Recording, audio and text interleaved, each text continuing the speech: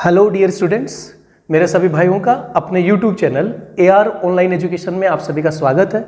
आज हम in math के सेशन में क्लास 3 में नंबर सिस्टम की जो टेलीग्राम पे सीट सेंड की गई थी मेंस लेवल सीट की, उस सीट के 1 से 10 नंबर क्वेश्चंस का सॉल्यूशन देखेंगे। सॉल्यूशन बहुत ही बेस्ट होंगे और क्वेश्चंस भी बहुत बेस्ट है। तो शुरुआत करते हैं। देखिएगा फर्स्ट क्वेश्चन। देखिए फर्स्ट क्वेश्चन आपने देखा होगा और फर्स्ट क्वेश्चन आप देख पा रहे हैं 3 अंकों की एक संख्या ABC तथा इनके अंकों से बनी 2 और संख्या CAB BCA को जोड़ने पर एक उत्तर n प्राप्त होता है। तो आपसे पूछ रहा है तो बताया n निम्नलिखित से किस संख्या से सदैव विभाजित होगा। देखिए इस टाइप के क्वेश्चन SSC में काफी बार पूछे जाते हैं, लेकिन मैं इस बात का दावा कर सकता हूँ कि इस टाइप का क्वेश्चन SSC ने अभी तक नहीं पूछा है। तो आने वाले एग्जाम्स में इस टाइप का क्वेश्चन बनने का चांसेस बहुत स्पेशल है।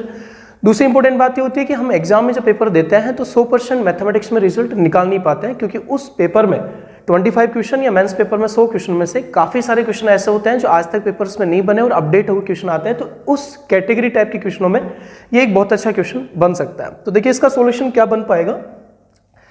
देखिए यहाँ पे 3 अंक की संख्या ABC है और उसी के अंकों को बदल के CAB और BCA संख्या बनाई गई है। तो बेसिक आप समझते होंगे कि ABC अगर 3 अंक की संख्या है तो इसको लिख सकता हूं मैं 100A plus 10B plus C। इसी प्रकार दूसरी संख्या जो CAB है उसको मैं लिखूंगा 100C प्लस 10B प्लस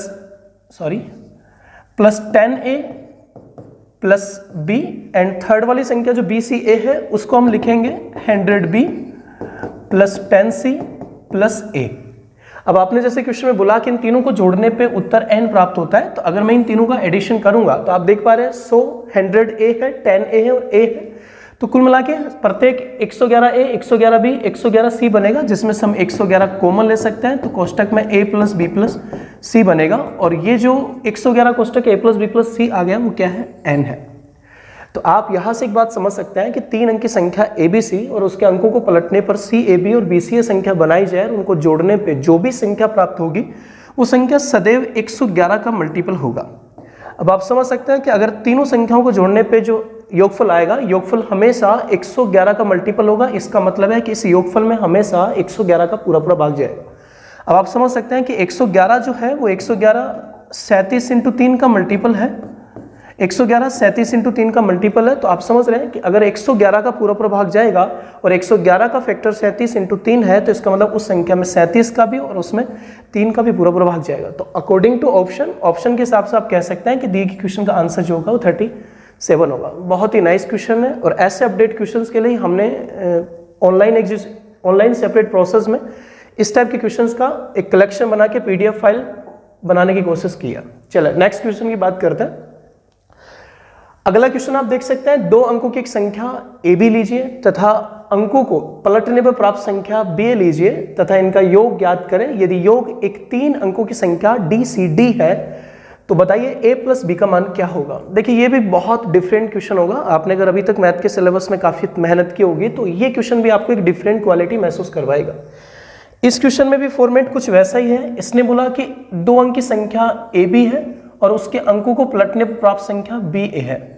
अब इन दोनों को अगर जोड़ा जाए तो जोड़ने पे जो योगफल आता है वो योगफल DCD आता है। देखिए मेरे हिसाब से एक चीज क्वालिटी आप ऑलवेज बेसिक नॉलेज से जानते होंगे कि कोई भी 2 अंक की संख्या को और उसके अंकों को पलटकर प्राप्त संख्याओं को अगर हम जोड़ते हैं तो योगफल हमेशा 11 से पूर्णतः विभाजित होता है। तो बेशक अपन कह सकते हैं कि AB और उसके अंकों को पलटने पर प्राप्त संख्या BA और इन दोनों को जोड़ने पे अगर योगफल DCD आ रहा है तो ये योगफल DCD सदैव 11 से विभाजित होगा। तो DCD एक ऐसे 3 अंकों का योगफल है, ऐसे 3 अंकों की एक संख्या है जिसमें 11 का भाग जाएगा। तो अगर मैं माइंड से ऐसी संख्या अगर सोचूं जिनमें 11 का भाग जाए 3 अंकों वाली, तो वो संख्या जो होगी वो 121, 132, 143, 154, 165, 176, 187 और 198 संख्या होगी। यानी वो 3 अंक की संख्या जिनमें 11 का भाग जाएगा उनकी सीरीज कुछ इस प्रकार से होगी। अब आप ये सोच सकते हैं कि सर 198 से भी अबव संख्या हो सकती है, लेकिन एक छोटी सी बात आप क्वालिटी पॉइंट इस बात का ध्यान रखिएगा कि इनका योगफल DCD का जो वैल्यू है वो 198 से अबव नहीं हो सकता। क्यों नहीं हो सकता? तो देखिए बेसिकली DCD जो है वो 2 अंक की संख्या और उसके अंकों को पलटने पर प्राप्त संख्याओं का योगफल है। तो अगर मैं कोई भी दो अंक की संख्या का हाईएस्ट नंबर अगर 99 लेता हूं और उसके अंकों को पलटने पर 99 लेता हूं और उनको अगर ऐड करता हूं तो 190 ऐड आता है। यानी मैं ये कह सकता हूं कि दो अंकों की एक संख्या और उसके अंकों को पलटने पर प्राप्त संख्याओं का जो योगफल होता है वो कभी भी 190 ऐड से अबव नहीं आ सकता। इसका मतलब 190 ऐड से अबव जाने की अपने को कोशिश करने की जरूरत नहीं है। अब इसका मतलब ये डीसीडी इनमें से कोई एक नंबर होगा जिनमें 11 का भाग जाएगा, लेकिन आप एक छोटी सी बात यहाँ पे फोकस करेगा कि डीसीडी जो यहाँ पे दिख रहा है वो डीसीडी में पहला जो डी है वो लास्ट जो डी है वो इक्वल है।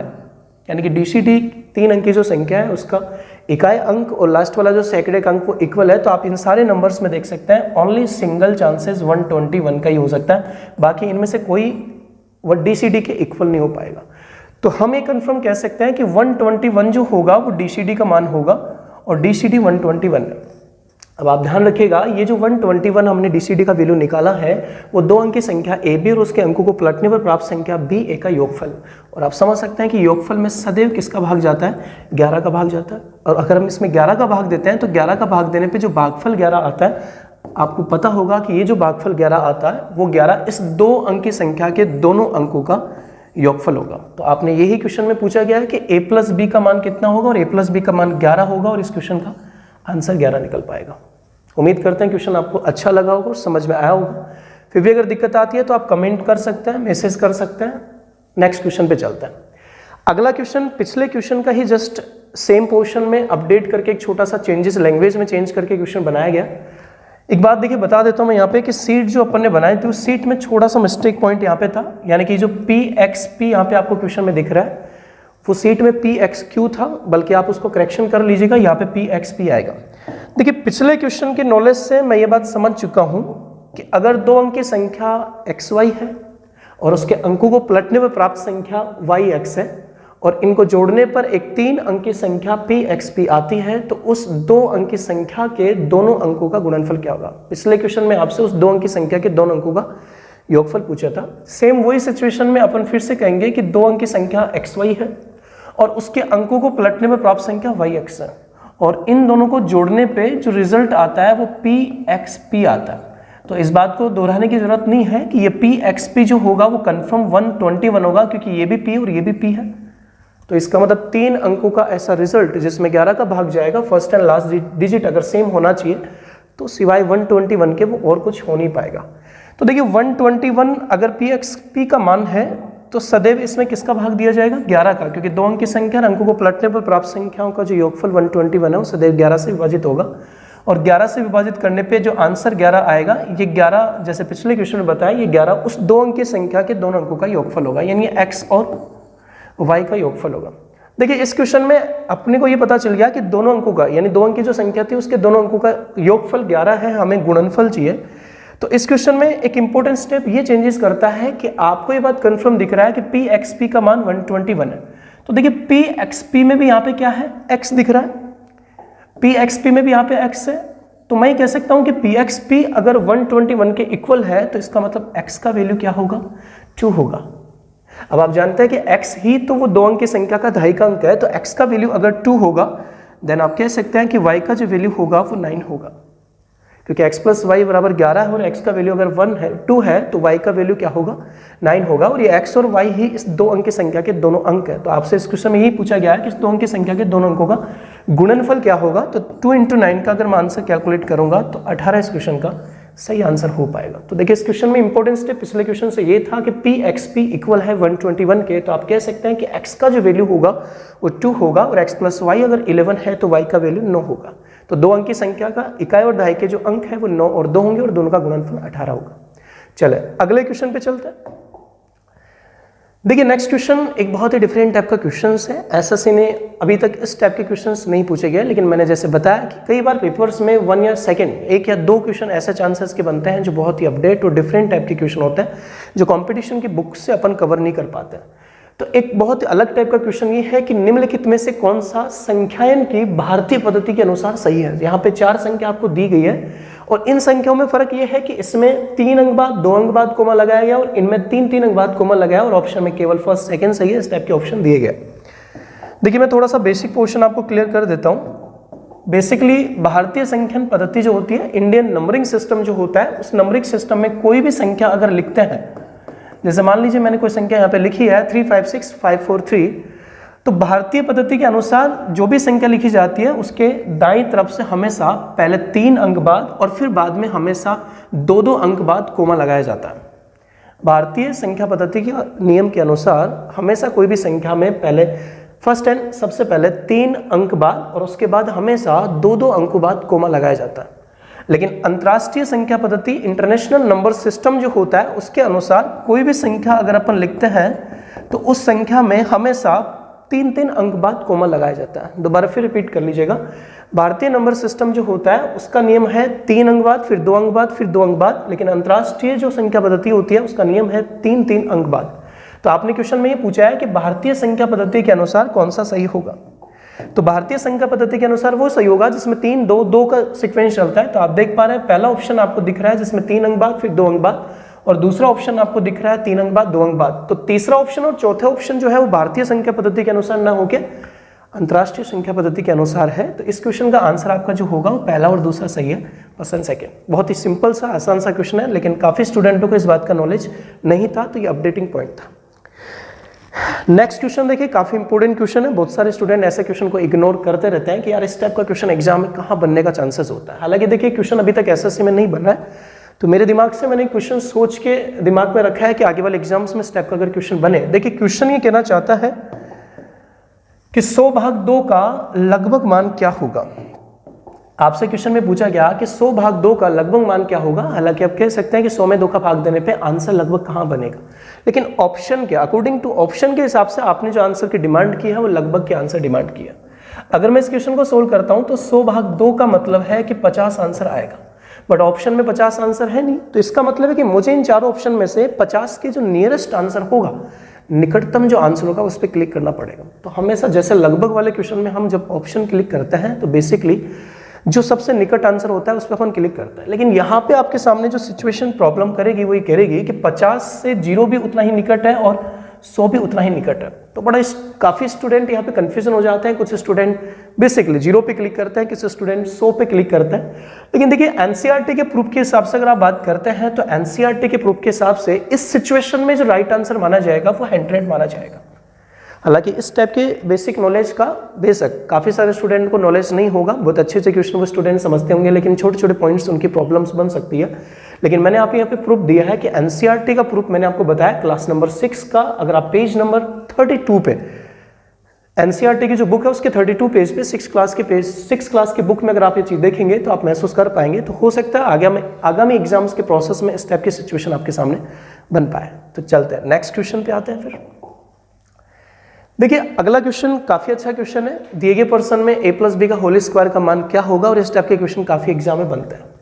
ये बहुत ही अच्छा क्वेश्चन है कि दिए गए पर्सन में a+b के होल स्क्वायर का मान क्या होगा, जहां पे एक 2 अंक की संख्या ba और एक दूसरी 2 अंक की संख्या b3 है, दोनों को मल्टीप्लाई करने पे रिजल्ट जो आ रहा है वो 57a आ रहा है। देखिए इस क्वेश्चन को समझाने से पहले मैं एक छोटा सा पॉइंट्स आपके सामने क्लियर कर देता हूं, और वो छोटा सा पॉइंट ये होगा कि कोई भी 2 अंक की संख्या को अगर हम दूसरी 2 अंक की संख्या से गुणा करने का एक सिंपल तरीका क्या हो सकता है। चलिए ध्यान से एक बार देखिएगा। एक एग्जाम्पल हम यहाँ पे ले रहे हैं। जैसे मान लीजिए कोई 2 अंक की संख्या 42 है और दूसरी 2 अंक की संख्या 23 है। अगर मैं 42 को 23 से मल्टीप्लाई करूंगा तो मल्टीप्लाई का एक शॉर्ट तरीका यहाँ पे हो सकता है, और वो तरीका यह है कि सबसे पहले आप 2 को 3 से मल्टीप्लाई कीजिएगा। यानी कि अगर 2 अंक की संख्या को दूसरी 2 अंक की संख्या से मल्टीप्लाई करने का एक शॉर्ट तरीका अगर अपन देखें तो पहला स्टेप ये होता है कि आप सबसे पहले उन दोनों संख्या के इकाई अंकों को गुणा कीजिएगा। तो देखिए 2 को 3 से मल्टीप्लाई करूंगा, 2 × 3 6 हो जाएगा, तो यहाँ पे 6 हो गया। दूसरा स्टेप जो होता है वो ध्यान से देखिएगा। दूसरा स्टेप ये बोलता है कि दोनों को क्रॉस मल्टीप्लाई कीजिएगा। यानी कि हम 2 को 2 से मल्टीप्लाई करेंगे और 4 को 3 से मल्टीप्लाई करेंगे। तो आप समझ रहे हैं 4 × 3 = 12 और 2 × 2 = 4, और 12 और 4 जो कैलकुलेशन आया उन दोनों को जोड़ देता है। तो 12 और 4 16 हासिल 1 हो जाएगा। फर्स्ट स्टेप दोबारा रिपीट कर रहा हूँ। फर्स्ट स्टेप था इकाई अंकों को गुणा करते हैं, दूसरा स्टेप है दोनों को क्रॉस गुणा करके जोड़ के लिखते हैं। थर्ड स्टेप ये है कि आप लास्ट वाले अंकों को गुणा कर सकते हैं। तो 4 को 2 से गुणा करेंगे, 4 दूनी 8 और 1 9 हो गया। ठीक है, तो बेसिक आप देखिएगा इस तरह से इस क्वेश्चन को अगर मैं सोल्व करता हूं, यानी ये जो कैलकुलेशन का तरीका मैंने यहाँ पे यूज किया है, अगर ये तरीका मैं यहाँ पे यूज करता हूं तो आप ये बात समझ चुके होंगे कि यहाँ पे सबसे पहले हमने a को 3 से मल्टीप्लाई किया होगा और आंसर जो भी आया होगा उसका या तो इकाई अंक a हुआ होगा। उसके बाद नेक्स्ट स्टेप में हमने b को a से गुणा किया होगा और फिर b को 3 से गुणा किया होगा और फिर दोनों को जोड़ के जो भी रिजल्ट आया होगा उसका इकाई अंक 7 आया होगा और उसके बाद लास्ट में हमने b को b से गुणा किया।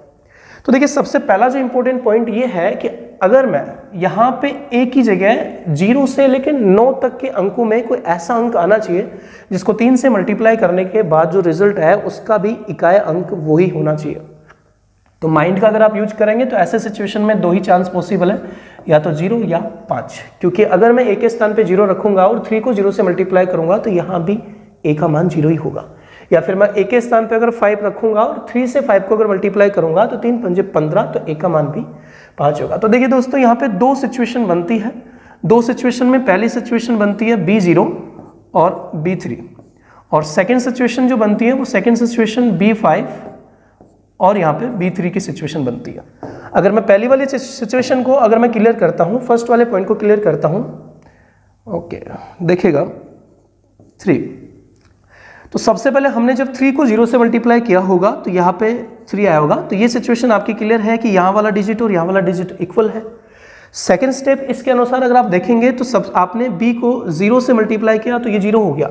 इसका मतलब ये हुआ कि b को 3 से मल्टीप्लाई करने पे जो भी आंसर आएगा उसका इकाई अंक 7 होना चाहिए। तो मेरे हिसाब से इस सिचुएशन में एक ही कंडीशन पॉसिबल है, वो 9 है। तो यहाँ पे अगर 9 आएगा तो यहाँ पे भी 9 ही बनेगा। तो बेसिकली इस स्टेप से अगर ये 9 होगा तो 9 3 27 होगा और 27 का 7 रखने के बाद 2 हासिल होगा। लेकिन नेक्स्ट स्टेप में जब हम 9 को 9 से मल्टीप्लाई करेंगे तो वो 5 का कोई चांसेस नहीं होगा। इसका मतलब है कि ये फर्स्ट सिचुएशन बिल्कुल रॉन्ग है।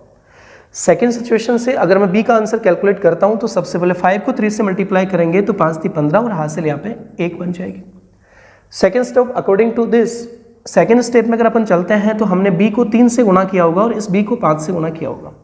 तो देखिए आपको ये सोचना पड़ेगा कि 0 से लेकर 9 तक के अंकों में b के स्थान पे क्या डिजिट रखा जाए ताकि क्रॉस मल्टीप्लाई करें, यानी b को 5 से b को 3 से गुणा करने के बाद जोड़े और जोड़ने के बाद एक हासिल जोड़ने के बाद ऐसा कोई नंबर आना चाहिए जिसका इकाई अंक 7 होना चाहिए।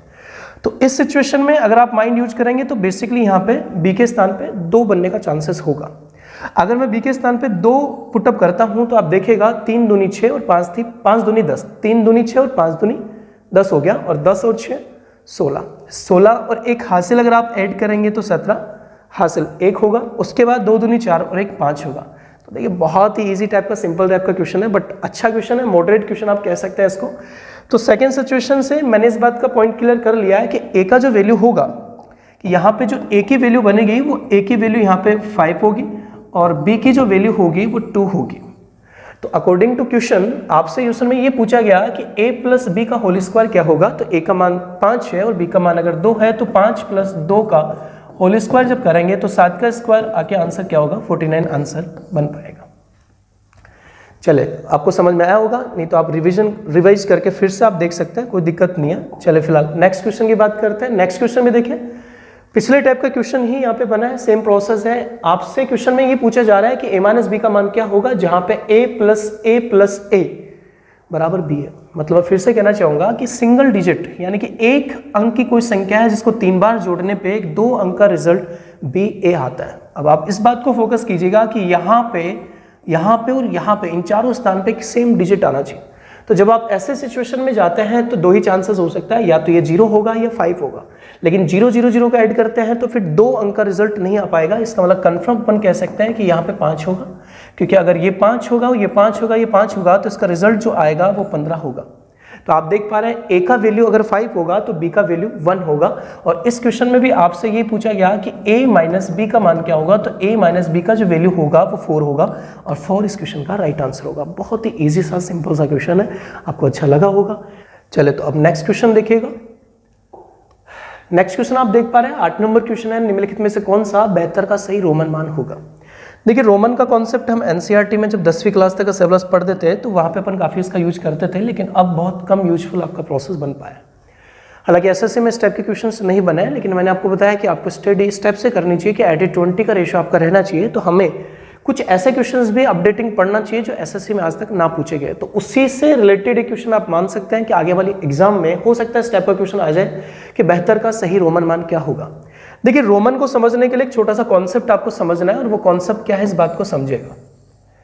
तो रोमन के प्रोसेस में अगर बेसिक स्टडी की जाए तो बेसिक स्टडी में आपको ये समझ में आता है कि कुछ कोड बनाया गया है रोमन संख्या पद्धति में, कुछ कोड बनाया गया है नंबरिंग के, जो कोड आपको मैंने सारणी में दिया है। सारणी में एक बार आप देख पा रहे हैं, सारणी में 1 का जो कोड है, फर्स्ट का कोड आप देख पा रहे हैं, 1 का जो कोड होगा वो फर्स्ट होगा, 5 का कोड आप ऑलरेडी जानते होंगे, 10 का कोड भी आप ऑलरेडी जानते होंगे, लेकिन बेसिक 50, 100, 500 और 1000 का कोड बहुत कम लोगों के दिमाग में है। देखिए 50 का कोड रोमन में एल होता है, 100 का कोड रोमन में सी होता है, 500 का कोड डी होता है और 1000 का कोड एम होता है। अब बेसिक कोड अगर मुझे याद है तो कोड याद होने के बाद ओनली आपको 3 स्टेप्स पता होने चाहिए और उन 3 स्टेप्स से आप पूरा रोमन क्लियर कर सकते हैं। तो वो 3 स्टेप क्या है एक बार देखिएगा। पहला स्टेप हमें इस बात की जानकारी होनी चाहिए कि 3 से ज्यादा बार कोई कोड दोहराया नहीं जाता, यानी किसी कोड को अगर आप रिपीट कर रहे हैं तो 3 से ज्यादा बार रिपीट नहीं किया जाएगा। जैसे आप सी ऑप्शन आप देख पा रहे हैं, फर्स्ट ऑप्शन दे रहे हैं, तो जैसे मैंने x को यानी 10 को अगर मैंने 2 बार रिपीट किया है तो ऐसा ये 3 से ज्यादा बार चौथी बार रिपीट नहीं हो सकता। सेकेंड स्टेप ये है कि बड़े कोड के बाईं तरफ अगर छोटा कोड होता है तो उन्हें घटाया जाता है। देखिए अगर बेसिकली मैंने मान लीजिए लिख लिया कि एल अगर मैंने यहाँ पे लिखा है और इसके इस तरफ अगर मैंने 5 लिखा है तो आप समझ रहे हैं कि एल का जो कोड है, एल जो कोड है 50 का कोड है और ये जो है वो 5 का कोड है, लेकिन मैंने बड़े कोड एल के बाईं तरफ अगर छोटा कोड लिखा है तो ये घटाया जाएगा। इसका मतलब है कि एल का मान क्या होगा, 50 होगा और इसका मान 5 होगा और इन दोनों को घटाया जाएगा तो ये 45 होगा। इसका मतलब है कि ये जो कोड मैंने यहाँ पे रोमन में लिखा है ये 45 का कोड है। इसी सिचुएशंस में आप नेक्स्ट पॉइंट देखिएगा, लास्ट स्टेप है कि बड़े कोड के दाईं तरफ अगर छोटा कोड होता है तो उन्हें जोड़ा जाता है। फिर से देखिए वही कंडीशंस मैं यहाँ पे लिखता हूँ कि मान लीजिए अगर ये 10 का कोड है और इसके दाईं तरफ अगर मैंने 5 का कोड लिखा है तो इसका मतलब है कि बड़ा कोड के दाईं तरफ छोटा कोड है तो जोड़ा जाता है। अब ये कोड 10 का है और ये कोड 5 का है तो दोनों जोड़ेंगे तो कितने हो जाएंगे, 15 हो जाएंगे। तो इसका मतलब है कि अगर घटाना है तो बाईं तरफ बड़े कोड के बाईं तरफ छोटा कोड लिखते हैं और अगर जोड़ना है तो बड़े कोड के दाईं तरफ छोटा कोड लिखते हैं। कुछ एग्जाम्पल और लेके मैं आपको बता देता हूं। जैसे कुछ एग्जाम्पल अगर अपन लेते हैं कि मान लीजिए 51 का कोड बनाना है, आप ये बात जानते हैं कि 51 का जो कोड होता है वो 50 + 1 होगा, यानी 51 को मैं कह सकता हूँ 50 + 1 होगा। अब मुझे 50 में एक जोड़ना है, 50 का कोड आप जान सकते हैं, 50 का कोड आपका एल होगा और 1 का जो कोड है वो ये फर्स्ट होगा। लेकिन अगर मुझे 50 में एक जोड़ना है, इसका मतलब है बड़े कोड के दाईं तरफ छोटा कोड लिखना है, तो 50 का कोड यहाँ पे सी होगा, सॉरी एल होगा, 50 का कोड यहाँ पे एल होगा और फर्स्ट का कोड ये होगा। और अगर मैंने बड़े कोड के दाईं तरफ छोटा कोड लिखा है, इसका मतलब है कि दोनों जोड़ेंगे और 50 में एक जोड़ के 51 हो जाएगा। ऐसा देखिए नेक्स्ट पॉइंट अगर मैं लेना चाहूँ यहाँ पे तो आप देख पा रहे हैं, अगर मुझे 44 का रोमन मान लिखना है तो 44 जो होता है वो 50 - 5 - 1 कह सकते हैं, यानी 50 - 5 - 1 का कॉन्सेप्ट आप रहेगा। तो इस टाइप से देखिए आप बेसिक कॉन्सेप्ट क्लियर कर सकते हैं। तो ये कोड अपने को पता होना चाहिए, उसके बाद 3 से ज्यादा बार कोड रिपीट नहीं करना है। जोड़ना है तो दाईं तरफ छोटा कोड लिखना है, घटाना है तो बाईं तरफ छोटा कोड लिखना है। तो फिलहाल देखिए क्वेश्चन के एग्जाम्पल पे आ जाते हैं। बहुत आसान सा पॉइंट है। क्वेश्चन में आपसे ये पूछा गया है कि 72 का रोमन कोड क्या होगा। देखिए फिलहाल कोड के हिसाब से अगर मैं कहूंगा तो 72 को मैं लिख पाऊंगा 50 + 10 + 10 + 1 + 1। अब जोड़ने पे अगर 72 आ रहा है, इसका मतलब है कि बड़े कोड के दाईं तरफ छोटा कोड होना चाहिए। तो स्टार्टिंग कर सकते हैं बेसिकली यहाँ पे 50 का जो कोड है वो L है, 10 का कोड आप समझते हैं X हो गया, इस 10 का कोड X हो गया और फर्स्ट का कोड हो गया। तो देख पा रहे हैं 72 का जो रोमन मान होगा वो LXX फर्स्ट होगा और ये सी ऑप्शन से आपका आंसर मैच हो पा रहा है। बहुत ही आसान सा पॉइंट है, सिंपल सा पॉइंट है, अपडेटिंग पॉइंट है। तो ऐसे आप पॉइंट्स क्लियर कर पाए। नेक्स्ट क्वेश्चन देखिए, नेक्स्ट क्वेश्चन भी एक लैंग्वेज का पार्ट है और जैसे क्वेश्चन सीट में डाले जाते हैं बहुत सारे स्टूडेंट इस बात का कमेंट कर पाते हैं, सर बड़े लैंग्वेज टाइप के क्वेश्चन है। बिल्कुल आप समझते हैं न्यूमेरिकल टाइप के क्वेश्चन मैथमेटिक्स में सोल्व होना बहुत आसान सी बात है, लेकिन लैंग्वेज टाइप के जो क्वेश्चन होते हैं वो बहुत दिक्कत करते हैं। तो देखिए बहुत आसान से पॉइंट होने के बावजूद भी हम एग्जाम्स में क्वेश्चन सोल्व नहीं कर पाते। तो इस टाइप का क्वेश्चन एग्जाम में एसएससी में बना नहीं है, लेकिन आगे बनने वाले क्वेश्चंस में चांसेस हो सकता है। तो क्वेश्चन ये कहना चाहता है कि निम्नलिखित में से कौन सा एक योगात्मक तत्समक है। तो बस यही बात हमें क्लियर करनी है कि योगात्मक तत्समक क्या होता है। देखिए इस बात को क्लियर करने के लिए मैंने एक छोटा सा पॉइंट यहाँ पे आपके सामने डायरेक्टली लिखा है। योगात्मक तत्समक क्या पॉइंट है। योगात्मक तत्समक क्या है एक बार देखिएगा, यदि शून्य को किसी संख्या में जोड़ा जाए या किसी संख्या में शून्य को जोड़ा जाए तो परिणाम वही संख्या होती है। दोबारा बढ़ेगा कि यानी शून्य में किसी संख्या को जोड़ा जाए, यानी कि अगर मैं जीरो में 5 को जोड़ूंगा या फिर 5 में 0 को जोड़ूंगा, यानी शून्य को किसी संख्या में जोड़ा जाए या फिर किसी संख्या में शून्य को जोड़ा जाए तो उत्तर वही संख्या होती है, यानी उसके मान में कोई परिवर्तन नहीं होता है। इस वजह से जीरो के इस क्वालिटी गुण की वजह से हम इस जीरो को योगात्मक तत्समक कहते हैं। तो योगात्मक तत्समक यानी ऐसी कोई संख्या जिसको किसी संख्या में जोड़ा जाए या किसी संख्या में उस संख्या को जोड़ा जाए तो मान में अगर कोई परिवर्तन नहीं होता है तो उसे हम योगात्मक तत्समक कहते हैं। तो इस टाइप से जीरो एक योगात्मक तत्समक होगा। तो बेसिकली हम छोटे छोटे पॉइंट्स जैसे एग्जाम की क्लियर करते हैं, ये छोटे छोटे एग्जाम में क्वेश्चन बने हैं कि सबसे छोटी अभाज्य संख्या कौन सी है, निम्नलिखित में कौन सी जुड़वा अभाज्य संख्या है। तो उसी कैटेगरी में बेशक आपके सामने इस टाइप के क्वेश्चन भी हो सकते हैं कि योगात्मक तत्समक क्या है या फिर नेक्स्ट पॉइंट में। ठीक है, तो फिलहाल बात करते हैं नेक्स्ट क्वेश्चन में। तो अगला क्वेश्चन आप देखिएगा 10 नंबर क्वेश्चन में वही सेम कॉन्सेप्ट है, निम्नलिखित में से कौन सा है गुणात्मक तत्समक। तो जैसे देखिए योगात्मक तत्समक में योग आ रहा था, गुणात्मक तत्समक में गुणात्मक आ रहा है। तो इस बात को पॉइंट क्लियर कर पाएंगे कि गुणात्मक तत्समक का मतलब पिछले पॉइंट से आप थोड़ा माइंड लगा सकते हो और कह सकते हैं कि ऐसी कोई संख्या जिसको किसी संख्या से गुणा किया जाए या उस संख्या से किसी और संख्या को गुणा किया जाए और उसके मान में कोई परिवर्तन नहीं होता है, उस संख्या को गुणात्मक तत्समक कहते हैं। तो बेसिक गणित में इस टाइप की क्वालिटी रखने वाली जो संख्या होगी उसका मान क्या होगा। तो उसके लिए देखिए एक हेडिंग पॉइंट मैंने यहाँ पे डाला है, गुणात्मक तत्समक क्या होता है। यदि एक को किसी संख्या से गुणा किया जाए, यदि एक को किसी संख्या से गुणा किया जाए या किसी संख्या को 1 से गुणा किया जाए तो परिणाम वही संख्या होती है, इसलिए एक को गुणात्मक तत्समक कहते हैं। ध्यान से देखिएगा, एग्जाम्पल से समझते हैं। एक को किसी संख्या 5 से गुणा किया जाए या फिर किसी संख्या को 1 से गुणा किया जाए तो रिजल्ट जो होगा वही संख्या होगी। यानी एक को किसी संख्या से गुणा करें या किसी संख्या को 1 से गुणा कर रहे हैं तो मान में कोई चेंजेस नहीं होता है, तो एक के इस गुण की वजह से इसे गुणात्मक तत्समक कहते हैं। तो याद रखिएगा योगात्मक तत्समक 0 होता है, गुणात्मक तत्समक 1 होता है। चलिए नेक्स्ट की बात करते हैं।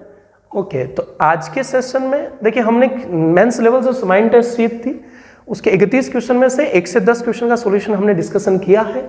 धीरे धीरे वीडियो की क्वालिटी हम इम्प्रूवमेंट करते रहेंगे। जो भी बात आपकी दिक्कत अगर पाती है या फिर जो भी प्रॉब्लम्स आप फेस कर पाते हैं उसके लिए आप हमें कमेंट कर सकते हैं, बता सकते हैं, और आगे भी हमारी कोशिश बेस्ट पे बेस्ट स्टूडेंट के हित में बनी रहेगी। साथ ही देखिएगा जैसे कि मैंने पिछले वीडियो में डिस्कशन किया कि आप हमारा AR का अगर मैटर आप अपने मोबाइल में अपलोड करना चाहें तो आप हमारा टेलीग्राम चैनल सब्सक्राइब कर सकते हैं, जो आपके वीडियो के डिस्क्रिप्शन प्रोसेस में लिंक दे दिया जाएगा। इसके अलावा देखिए नेक्स्ट वीडियो आपके सामने जल्दी प्रोवाइड होंगे, जिनमें हम जो भी सीटें अपन प्रोवाइड करेंगे उनके सॉल्यूशन आपके सामने प्रोवाइड रखेंगे। इसके साथ साथ देखिए नंबर सिस्टम की सीट नंबर 3 भी टेलीग्राम पे अपलोड कर दी गई है। तो देखिए पहले हम सीट अपलोड करते हैं, उसके बाद सॉल्यूशन करते हैं, ताकि आप अपना माइंड उसमें यूज करें और आपको इस चीज़ का सॉल्यूशन करें और उस सॉल्यूशन से एक बेटर सॉल्यूशन आपके सामने प्रोवाइड कर सकें।